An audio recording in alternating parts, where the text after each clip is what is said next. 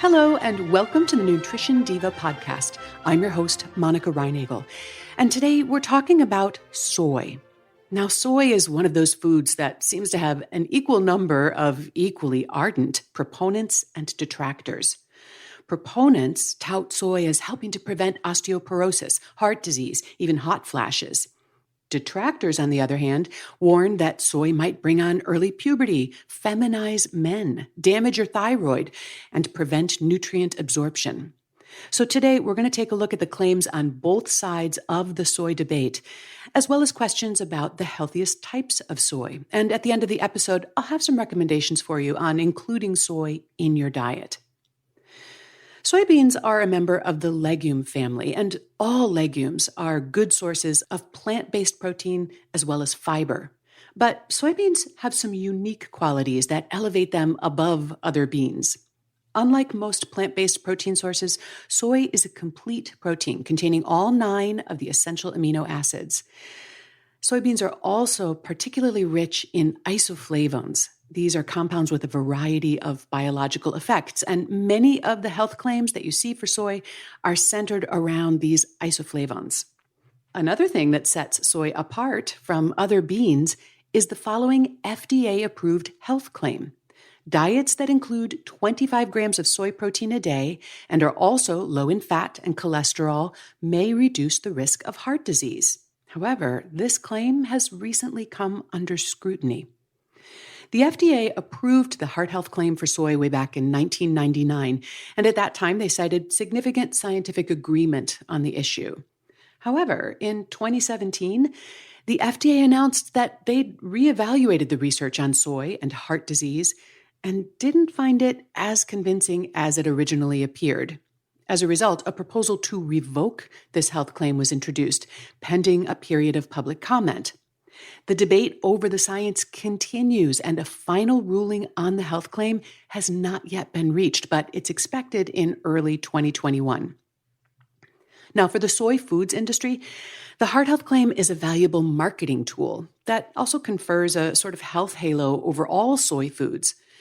But the real impact of soy food consumption on heart disease risk in Western countries is somewhat questionable. For one thing, few Westerners are consuming anywhere near the amount of soy protein that some, but not all, studies have found to be preventive.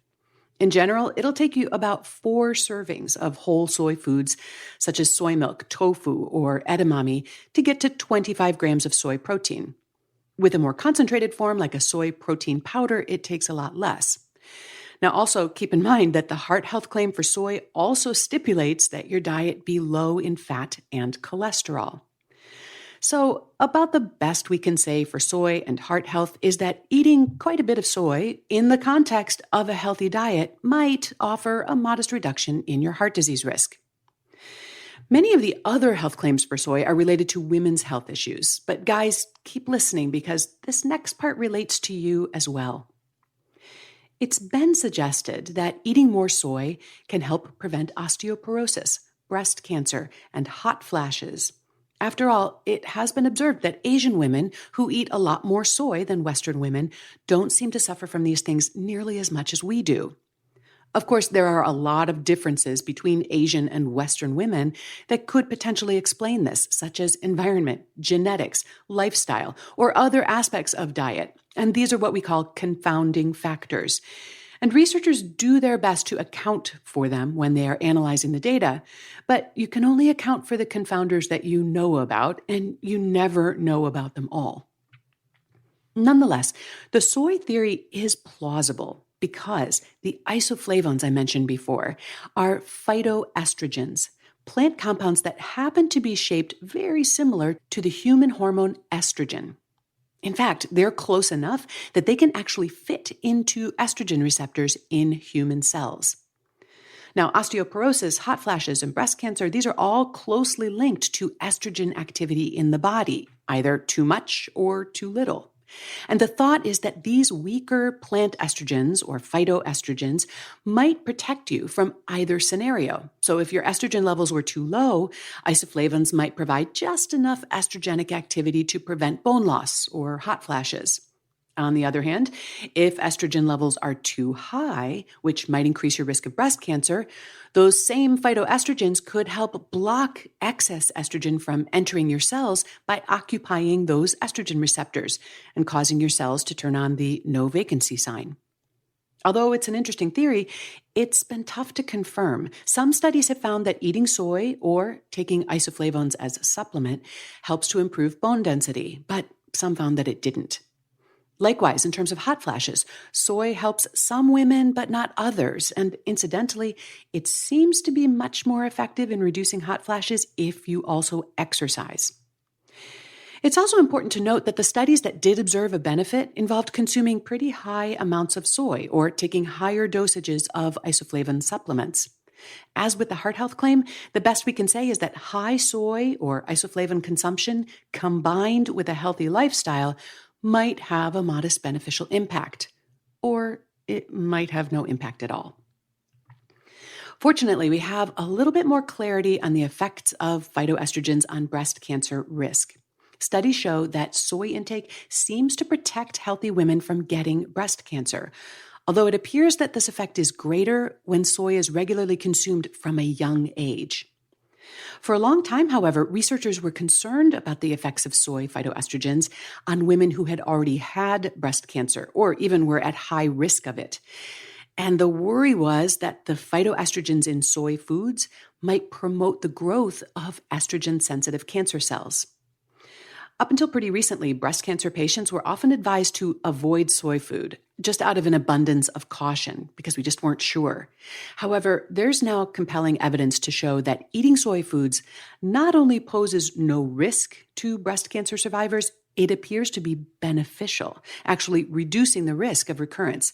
And that's both estrogen receptor positive and estrogen receptor negative breast cancers.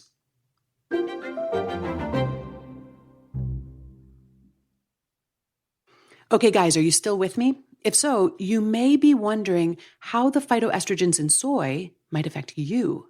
It's a good question. Men have estrogen receptors too. And in fact, there are some concerns about how the estrogenic compounds in soy might affect men.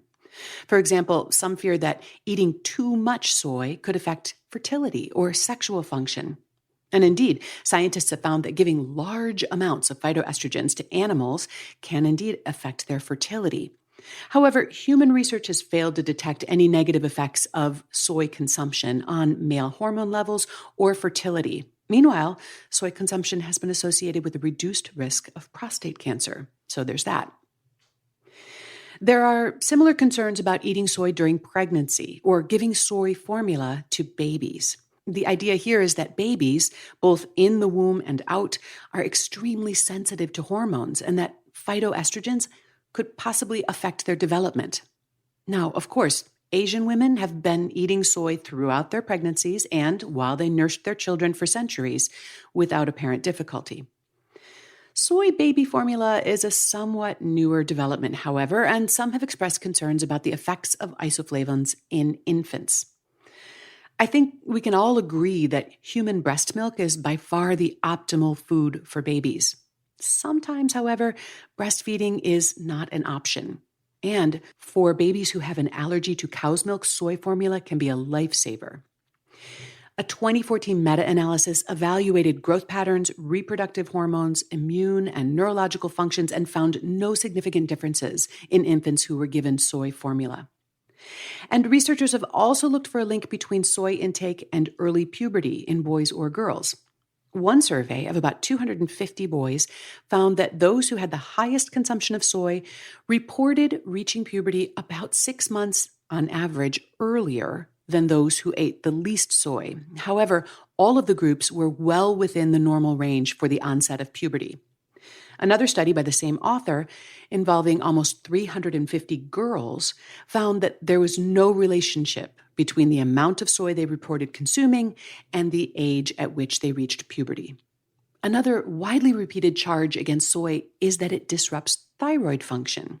And in fact, studies overwhelmingly show that it has minimal, if any, effect on thyroid function in human beings, except if they are deficient in iodine. Iodine deficiency is pretty rare. thanks to our iodized salt supply, so I don't think this is a major concern for most of us. And finally, if you've read any of the anti-soy manifestos online, you've probably also come across the claim that soy contains anti-nutrients, which sounds very sinister indeed.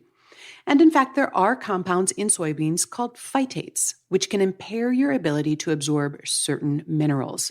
This isn't unique to soy, however. Spinach, for example, contains compounds called oxalates, which do the same thing. And people don't go around talking as if spinach were a vegetable from the dark side. Really, this is not a big deal if you're eating soy in reasonable quantities as part of a nutritious diet. In fact, phytates have been found to have several beneficial effects in the body. Now, if you ferment soybeans, or any legume really, it removes or deactivates many of the phytates. Fermented soy foods include miso, tempeh, natto, and soy sauce, and many consider these to be the ideal way to consume soy. Fermented foods, of course, are also a source of probiotic bacteria. And as is the case really with any food, minimally processed soy products, which would also include soy milk and tofu, retain more of the beneficial nutrients than more highly processed forms of soy, such as the isolates that are used in bars and meat substitutes. So, should you eat soy or not? Well, in my view, both the benefits and the risks of soy tend to be exaggerated. Soy is a good source of protein, fiber, and isoflavones, and including soy foods in a balanced and healthy diet may reduce your risk of some diseases. And unless you're allergic to it, it's unlikely to cause any harm. In other words, it might help and it can't hurt. And as with any food, the more minimally processed, the better. Soy-based supplements contain much more concentrated amounts of isoflavones than you'd ever get from soy foods. And I think it's a good idea to check in with your healthcare professional before starting any nutritional supplement, because they can really help you evaluate whether or not this supplement is likely to provide the particular benefit that you're hoping for. And they can also advise you on a safe and appropriate dosage for you. As always, we've got a transcript of today's show on our website at quickanddirtytips.com, and you'll also find links to a lot of the research that I discussed today, as well as a bunch of related Nutrition Diva episodes. And because you obviously enjoy listening to podcasts, I wanted to make sure you knew about the new podcast that I'm doing with Brock Armstrong, also known as the Get Fit Guy. Our new podcast is called The Change Academy, and it's all about how to create lasting positive change in your life. You'll find it wherever you listen. I hope you'll check it out. If you have a nutrition question or a suggestion for a future episode topic, you can email me at nutrition@quickanddirtytips.com or call the Nutrition Diva listener line at 443-961-6206 and leave me a message. I would love to hear from you. Our show is produced by Nathan Sands. It's edited by Karen Hertzberg. And our team at Macmillan Audio also includes Emily Miller, Michelle Margulis, Morgan Ratner, and our director, Kathy Doyle. Thanks so much for listening. Have a great week.